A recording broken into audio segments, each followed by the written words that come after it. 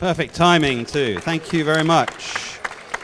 Now, who's going to kick this one off? I'm going to raise a question about price here because we're talking $22 for the entry level in Aussie dollars. And that's our cellar door price. That's cellar door. What was the price on ex-cellars?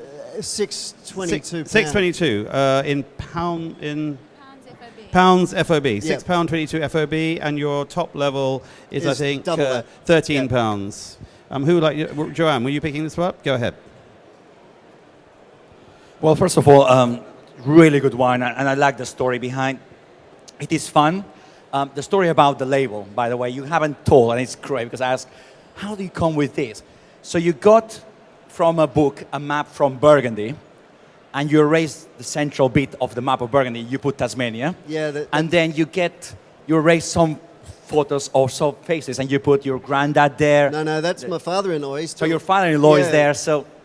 Crazy. And I think this was done before Photoshop as well. Yeah, it was old-fashioned scissors and glue. So it is crazy, but it's not a gimmick. And there's quality, there's passion, there's style, and I can see this wine working. And we had Tasmanian wine before in around 17 restaurants, and you know what? We sold out. We didn't get enough. So that's the main problem for me, is volumes. Mm-hmm. How much volume do you have of this? This particular wine last year I made 5,000 dozen. We're currently selling all of our wine domestically. I'm really here to open up a new channel, and then our aim is to grow all of our channels organically. This wine isn't very... 2008 was the first vintage for it, and we really unleashed the beast. I mean, now it sells... it's in very high demand in Australia.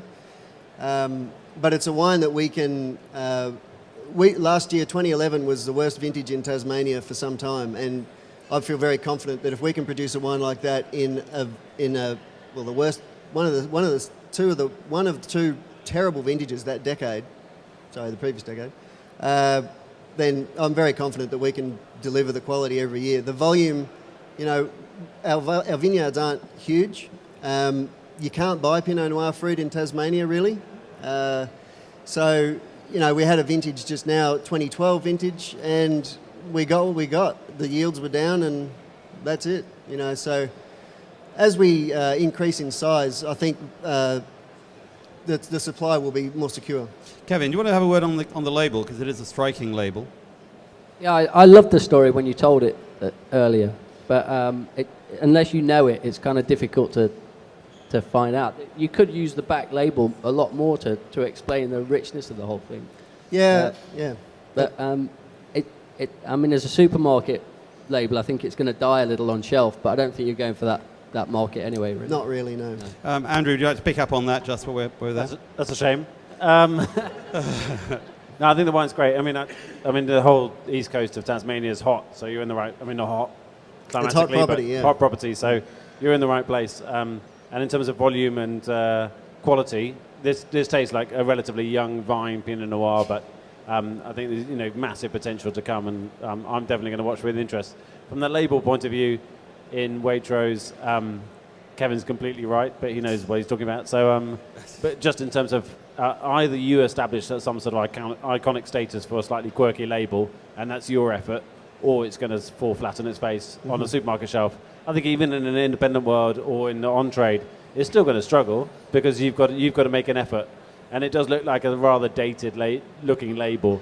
But stick to your guns, historically, our market is entirely domestic, and now that label works for people to be able to just walk in, bang, they see it straight away, and it works for us. Joanne, label, actually, I quite like it. And I agree with you.